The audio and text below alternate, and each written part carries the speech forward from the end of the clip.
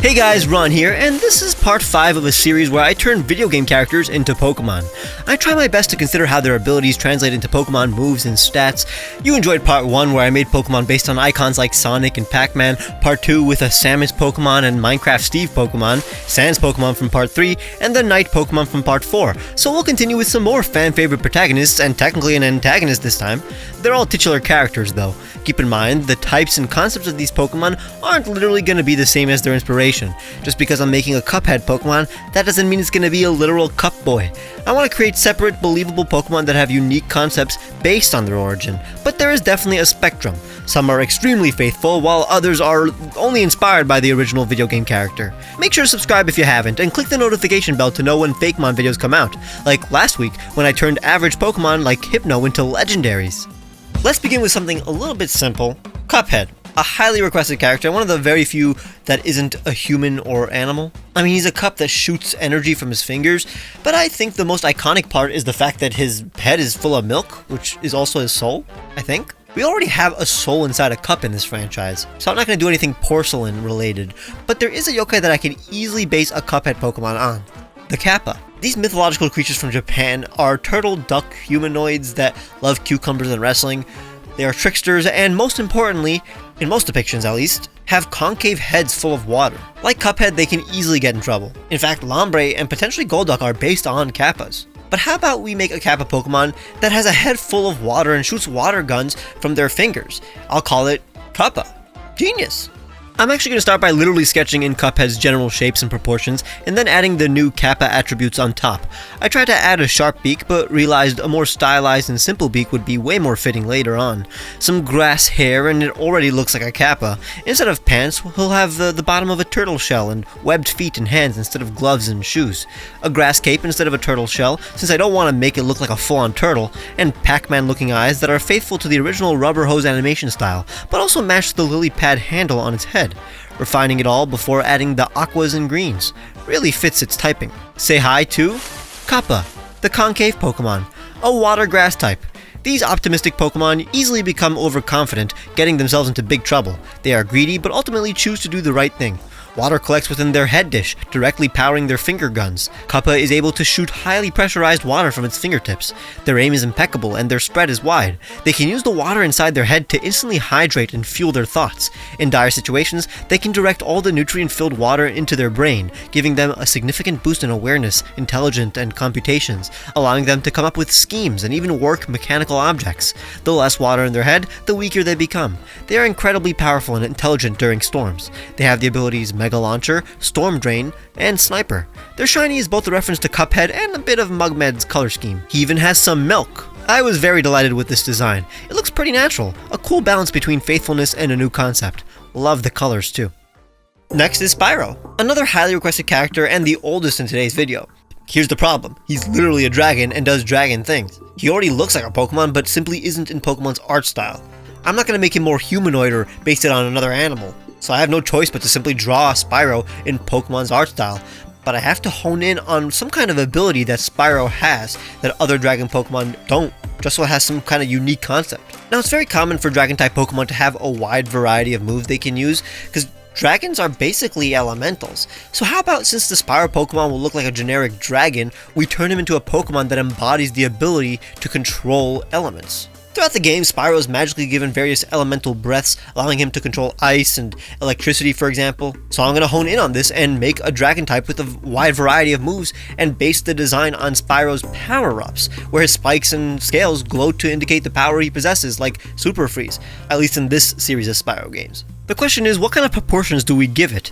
You can go with the starter Pokemon proportions or mythical Pokemon, but I decided to give it the proportions of a middle stage starter, even though it isn't. It'll give our Pokemon a teenage vibe.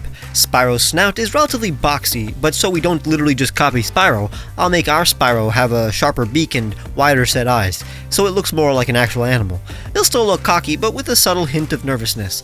The horns and spikes are literally the same, but more uniform. I'm gonna add these glowing scales, and the rest of the body is how you'd expect it to be. Pokemon's art style is way simpler than Spyro's, so we're kind of streamlining some details, like the wings. This subtle change in eye really makes the difference, and the claws complete the piece. It's literally Spyro's colors, but instead of matte or glossy yellow scales, they're all glowing brightly. Just remember that there is always a range from how much we will diverge from these designs. This is definitely the most faithful design we've done in the series. Check out Spyro, the elemental Pokemon, a dragon type. This arrogant yet dutiful Pokemon possesses the widest move pool of all. Spyro absorb the natural energy from their surroundings, giving them the power to wield the elements. They contain lungs that can adapt to whichever element they produce internally and project from their mouth. They favor fire breath but are quite adept at firing ice and electricity. Their translucent scales change color, indicating which element has built up inside of Spyro. They're incredibly rare. They have a new ability called Elemental Breath, which gives them a same type attack bonus for all special moves. Their shiny is a reference to Spyro's sidekick Sparks. Here's an example of their color changing, in this case when using an ice type move. Hopefully you guys can recognize the necessity to keep Spyro as is, and at least enjoy the satisfaction of seeing him in Pokemon's art style. I've definitely grown a huge appreciation for Spyro by recreating him this faithfully. The time to make a Bayonetta Pokemon is now. The daughter of an Umbra Witch and Lumen Sage, she's giving dark and fairy type vibes. As an Umbra Witch, she got lots of powers, usually through magic, but I want to focus on her wicked weaves, where she uses her hair to summon demons. Now here's the problem. We literally already have a dark fairy type that has hair powers, Grimmsnarl, and in the same game we have a psychic fairy type that also controls their hair, Hatterene. So I can't really make a humanoid witch Pokemon that uses hair. Instead, I'll base her on some animal. I know she already can turn into animals like panther, crow, or bat, but I want to use a Pokemon that exudes like feminine beauty and has long legs, like the secretary bird. This bird is incredibly beautiful and elegant. Hey guys, Future Ron here. Yeah, I know that Bayonetta is basically butterfly themed, but like, I really did want to pick an animal that had long legs and some kind of hair or feathers, and I didn't want to end up, making her bug type, really, honestly. Dark Fairy really was perfect. And basing our Bayonetta Pokemon on the secretary bird helps solve our problem, because instead of controlling hair, she can control her feathers. I mean, Bayonetta already has these hair tassels that look like wings, so it's perfect. I'm going to make a relatively humanoid, long-legged secretary bird Pokemon. So we're going to first draw a secretary bird in a classic Bayonetta pose. The problem is that I don't want to make the feathers look like generic feathers. I want it to look very flowy, like hair, but hair-like wings look odd on a bird. For now I settled with normal feathers, but I'll take a crack at it again soon. The proportions are going to be impossible to perfect too, since I kind of wanted to look both humanoid and bird-like, like a feminine Blaziken. I added diamonds throughout the design to mimic Bayonetta's second design, but it'll also make this Pokemon look checkered once it's colored, highlighting the duality between its two sides. It becomes more secretary bird-like once I move the chest down, so it has a longer neck now. I decided to make the hair fuller and the wings strandier? Is that a word? It isn't. What I mean is that the feathers look more like threads or fibers. Just a few more details before adding the alluring colors. I had to make the top bright like a secretary bird, but again, it can't be all black because it's not only a dark type. We have a few bird-based Pokemon that aren't flying types. After all, this Pokemon doesn't fly by flapping its wings, but rather by controlling its feathers. Behold, Plumage, the feather weave Pokemon, a dark fairy type. The name was actually pretty genius. It comes from plumage, in reference to her feathers, mage, in reference to her magic, looming, in reference to her dark side, and loom, a machine that weaves threads. Plumage are very nonchalant and callous. They only fully interact with those they love, respect, or fear. They are very prideful of their appearance and abilities. They enjoy displaying their strength and beauty through battle. They can control the individual feathers on their wings, giving them the ability to fly, shoot their feathers as projectiles, and even ensnare opponents. They can also combine their feathers to form giant fists or legs to pummel their opponents. Plumage's most formidable technique is creating entire feather golems that do their bidding. Plumage's kicks are swift and devastating. They're exclusively female. They have the abilities Long Reach, Sniper, and Super Luck. Her shiny is based on Bayonetta's best friend and rival, Gian. This was definitely the hardest to make in today's video since her proportions are relatively unprecedented, and I wanted at least to try to make this somewhat realistic as a Pokemon. But I shouldn't be hard on myself since I was making a freaking Bayonetta Pokemon. It was always going to end up like this. As a design, I love the color scheme and patterns.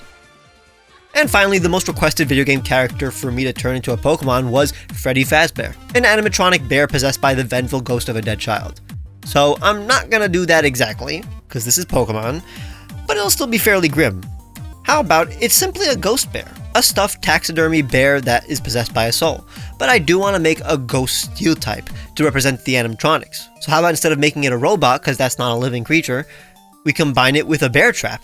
This bear meshed with a bear trap that killed it, thus trapping it in purgatory, making it unable to move on to the afterlife. This theme is kind of relevant since Freddy traps the player in Five Nights at Freddy's, so let's do it. So my task is to take Freddy Fazbear and make it look more like a natural bear, so no hinges or animatronic segments. Hollow ghostly eyes are a must, cause its original eyes are pretty scary. I'll make it more portly and bottom heavy so it looks more physically dangerous and defensive, and 2 halves of the bear trap above and below its belly that look like a scary mouth. There will be screws throughout the design, not exactly mechanical, but still merged with the bear trap. Its claws are even made of metal. Now, keep in mind, like a poorly made taxidermy bear, this Pokemon will have patches of different color skin. It's pretty much a Frankenstein's monster bear, adding a bit of depth and finalizing the proportions, before adding the colors you're used to seeing on Freddy, as well as some fun purples and greens. Beware, Trapparition, the Grudge Pokemon, a Ghost Steel type. Another banger name. This Pokemon is the result of a tormented soul who meshed with its metallic demise. It wanders the woods, hoping to take revenge on any adult that enters at night. It spares children, as it senses their innocence. Only young trainers can utilize Trapparition. Fully grown Pokemon trainers only wield a Trapparition if they befriended one as a child. During the day, they are laid back, but begin to remember their former life at night, driving them to revenge. They use their metallic claws to shred their opponents and any barrier, allowing them to always reach their prey. They have the abilities Cursed Body, Tough Claws, and Infiltrator. Their shiny is a slight nod to Funtime Freddy, and I'm fond of the screw on its head and throat that mimics Freddy's hat and bow tie. I hope you appreciated this and all these designs, enough to leave a like and subscribe. Let me know which characters you'd like to see in a potential part 6, and make sure to check out the previous episode and my other art videos for even more adorable designs. Check out my podcast with Birdkeeper Toby as well, and consider becoming a patron or clicking the join button to get cool rewards like seeing videos days early and a huge discount on the t-shirts I made for you guys. Follow me on Twitter, where I will post sneak peeks and final art of these Pokemon too.